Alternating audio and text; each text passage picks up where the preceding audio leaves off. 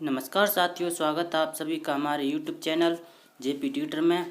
साथियों, आज हम जिस टॉपिक पर बात करेंगे वो टॉपिक है वैदिक सभ्यता। इससे पिछली वीडियो में हमने जो टॉपिक पढ़ा था उसका नाम था सिंधु घाटी सभ्यता या हड़प्पा सभ्यता। यदि आपने उस वीडियो को नहीं देखा है तो पहले उस वीडियो को देख लें, उसके बाद इस वीडियो को देखें। और उस वीडियो का लिंक मैंने इस वीडियो के डिस्क्रिप्शन में दे रखा है, चाहें तो आप वहां से भी जाके देख सकते हैं। तो चलिए फिर वीडियो को स्टार्ट करते हैं। वीडियो को स्टार्ट करने से पहले आपसे एक छोटी सी रिक्वेस्ट है कि यदि आप हमारे चैनल पर नए हैं तो चैनल को सब्सक्राइब करें, वीडियो को लाइक करें और शेयर करें और बेल आइकन को प्रेस करें, जिससे आने वाली सभी वीडियोज़ का नोटिफिकेशन आप सभी तक सबसे पहले पहुँच सके। तो चलते हैं, फिर हम स्टार्ट करते हैं। तो देखिए, हेडिंग है वैदिक सभ्यता।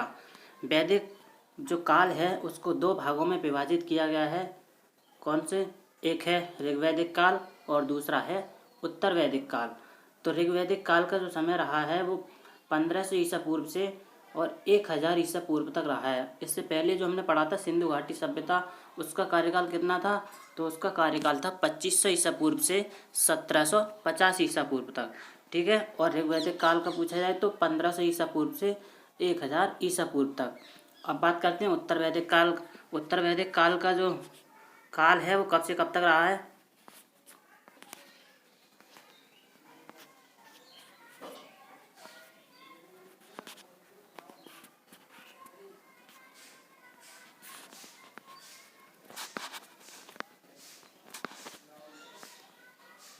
तो देखिए, ये है हमारा उत्तर वैदिक काल। उत्तर वैदिक काल का जो समय है वो 1000 ईसा पूर्व से 600 ईसा पूर्व तक रहा है। अगला पॉइंट है कि मैक्स मूलर ने बताया था कि आर्य जो आए थे वो मध्य एशिया, ईरान से आए थे और भारत में सर्वप्रथम कहाँ पर बसे थे? तो भारत में सर्वप्रथम पंजाब में और अफगानिस्तान में बसे थे। कहाँ से आए थे? मध्य एशिया, ईरान से आए थे और भारत में सर्वप्रथम पंजाब में और अफगानिस्तान में बसे थे। ठीक। आर्यों द्वारा निर्मित जो सभ्यता है वो वैदिक सभ्यता है। पूछा जाता है वैदिक सभ्यता किसके द्वारा निर्मित है? तो आर्यों के द्वारा निर्मित है। आर्य शब्द का जो अर्थ होता है वो क्या होता है? श्रेष्ठ। आगे चलते हैं। आर्यों की जो भाषा है वो कैसी है? संस्कृत थी। और ये सभ्यता कैसी है? ग्रामीण सभ्यता थी। इम्पोर्टेंट प्रश्न है। पूछा जाता है कि वैदिक सभ्यता किस प्रकार की सभ्यता है? तो ग्रामीण सभ्यता है। और यदि पूछा जाए कि सिंधु घाटी या हड़प्पा सभ्यता कैसी सभ्यता है? तो नगरीय सभ्यता है। प्रशासन, इस वैदिक सभ्यता में प्रशासन की इकाई को 5 भागों में बांटा गया था। कौन कौन से? सबसे छोटा कुल, उससे बड़ा ग्राम, फिर उससे बड़ा विश्व, उससे बड़ा जन और सबसे बड़ा राष्ट्र। तो ये 5 इकाई थी जिनमें वैदिक सभ्यता को बांटा गया था। इसमें ग्राम के मुखिया को ग्रामणी कहा जाता था।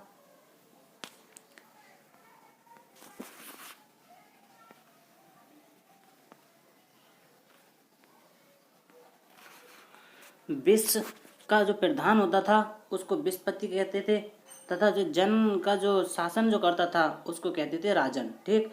ग्राम के मुखिया को ग्रामणी, विश्व का जो प्रधान होता था उसको विश्वपति कहते थे और जो जन का जो मालिक होता था उसको कहते थे राजन। सभा एवं समिति राजा को सलाह देने वाली संस्था थी। स्त्रियां दोनों में भाग ले सकती थी। युद्ध के लिए किस शब्द का प्रयोग किया गया है? तो युद्ध के लिए गविष्टि शब्द का प्रयोग किया गया है, जिसका अर्थ क्या होता है? गायों की खोज। वाजपति गोचर भूमि का अधिकारी होता था। पूछा जाता है भूमि का अधिकारी वैदिक सभ्यता में कौन होता था? तो वाजपति गोचर होता था। उग्र अपराधियों को पकड़ने का कार्य करता था। ऋग्वैदिक समाज को व्यवसाय के आधार पर पूछा जाता है कि ऋग्वैदिक समाज को व्यवसाय के आधार पर कितने वर्गों में बांटा गया है?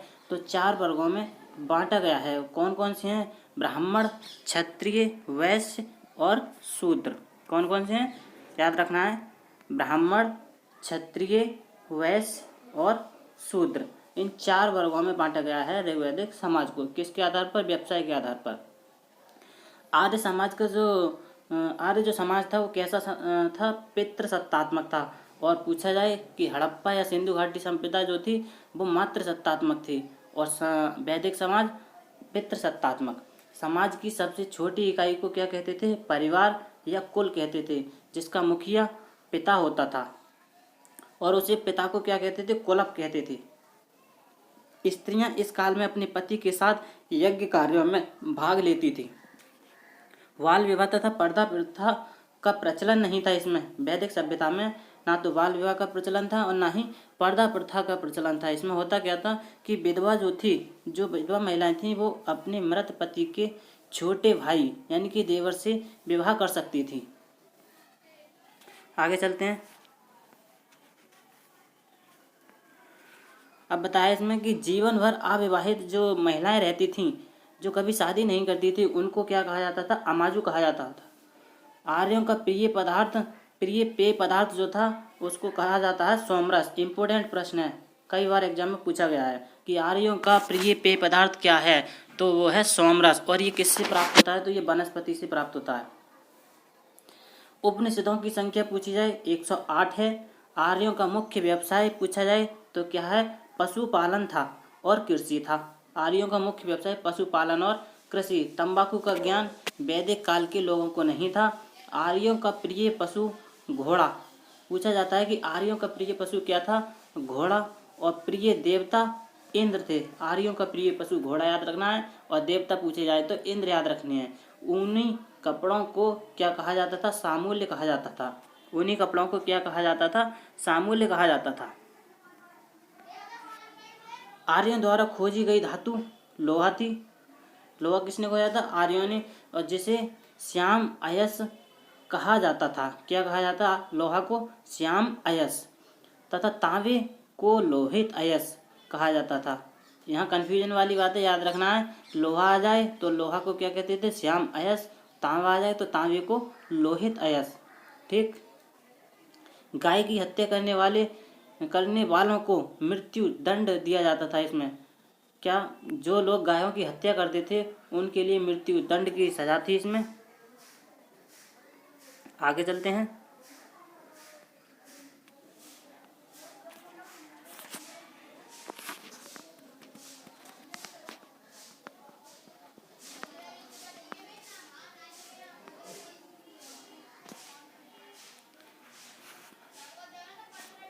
अब कह रहे हैं ऋग्वैदिक में उल्लेखित सभी नदियों में सरस्वती नदी को सबसे महत्वपूर्ण तथा पवित्र माना गया है। ऋग्वैदिक काल में जो है पूछा जाए कि किस नदी को सबसे पवित्र माना गया है, तो आंसर होगा हमारा सरस्वती नदी। ठीक। ऋग्वेद में गंगा नदी का उल्लेख, ये यहाँ से क्वेश्चन आते हैं कि गंगा नदी का उल्लेख कितनी बार हुआ है, यमुना नदी का उल्लेख कितनी बार हुआ है और सिंधु नदी का उल्लेख कितनी बार हुआ है। ठीक। तो याद रखना है कि गंगा नदी है उसका उल्लेख 1 बार हुआ है और यमुना नदी का पूछा जाए तो यमुना नदी का उल्लेख 3 बार हुआ है और सिंधु नदी का पूछा जाए तो इम्पोर्टेंट सबसे यही है कि सिंधु नदी का उल्लेख सबसे अधिक बार हुआ है। ठीक। गंगा नदी का पूछा जाए तो 1 बार, यमुना नदी का पूछा जाए तो 3 बार और सिंधु नदी का सबसे अधिक बार। ठीक। आगे चलते हैं। उत्तर वैदिक काल की बात करें तो इसका काल है 1000 ईसा पूर्व से 600 ईसा पूर्व तक।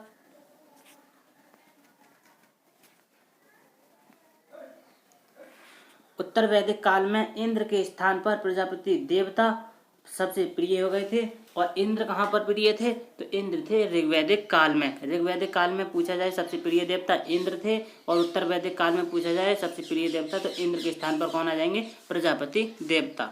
उत्तर वैदिक काल में वर्ण व्यवस्था जन्म के आधार पर तय होने लगी। उत्तर वैदिक काल में हल को क्या कहा जाता था? सिरा कहा जाता था तथा हल रेखा को सीता कहा जाता था। उत्तर वैदिक काल में हल को सिरा तथा हल रेखा को सीता कहा जाता था।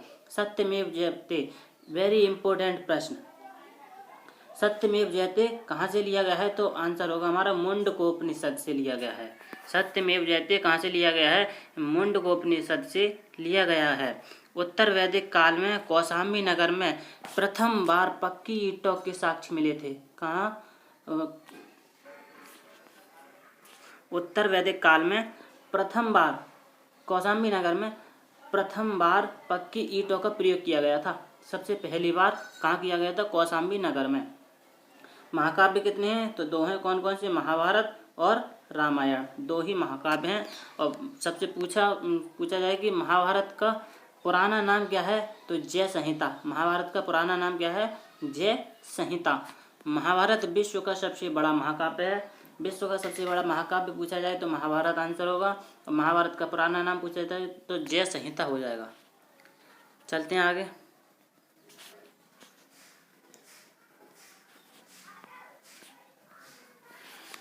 गौत्र नामक संस्था का जन्म भी उत्तर वैदिक काल में हुआ है। अब यहाँ से इम्पोर्टेंट प्रश्न है, ये पूछे जाते हैं।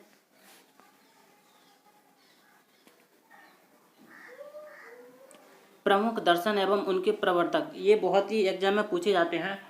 पूछा जाता है कि योग दर्शन से संबंधित कौन है, तो महर्षि पतंजलि हैं। न्याय दर्शन से गौतम ऋषि हैं। चारवाक दर्शन से चारवाक, ये तो याद ही रहेगा। सांख्य दर्शन से कपिल मुनि, जो कि सबसे प्राचीन हैं। सांख्य दर्शन के प्रवर्तक कौन हैं, कपिल मुनि हैं। पूर्व मीमांसा जैमिनी राय याद रखना है। उत्तर मीमांसा पूछा जाए तो बादरायण। अब देखिए, पूर्व मीमांसा याद रखना है, जैमिनी राय। अब पूर्व की जगह जब उत्तर आ जाता है, उत्तर मीमांसा, उत्तर का मतलब होता है बाद, तो बाद से याद रखना है हमें बादरायण। ठीक, ये तो याद हो जाएगा। वैशेषिक दर्शन, इसके प्रवर्तक कौन है, कणाद या उलुक। कणाद या उलुक। दोबारा देखते हैं। योग दर्शन के प्रवर्तक महर्षि पतंजलि। न्याय दर्शन के गौतम ऋषि। चारवाक दर्शन के चारवाक याद रहेगा। सांख्य दर्शन के कपिल मुनि, जो कि सबसे प्राचीन है। पूर्व मीमांसा के जैमिनी राय, और उत्तर मीमांसा के, उत्तर का मतलब बाद, सो बाद से याद रखना है बादरायण। और वैशेषिक दर्शन के प्रवर्तक कौन है, तो कणाद या उलुक। ठीक, तो ये थी हमारी आज की वीडियो। आज का टॉपिक इतना ही है। मिलते हैं अगले वीडियो में। अगले वीडियो में कोई नेक्स्ट टॉपिक की चर्चा करेंगे। और जो पिछली वीडियो जो है हमने बनाई है सिंधु घाटी सभ्यता या हड़प्पा सभ्यता की, उसका लिंक मैं इस वीडियो के डिस्क्रिप्शन में दे दूंगा। वहां से चाहे तो आप देख सकते हैं, या फिर चाहे तो सर्च करके हमारे यूट्यूब चैनल से देख सकते हैं। वीडियो अच्छी लगे तो चैनल को सब्सक्राइब करना, वीडियो को लाइक करना और ज़्यादा से ज़्यादा शेयर करना। ठीक, मिलते हैं फिर अगली वीडियो में। Take care.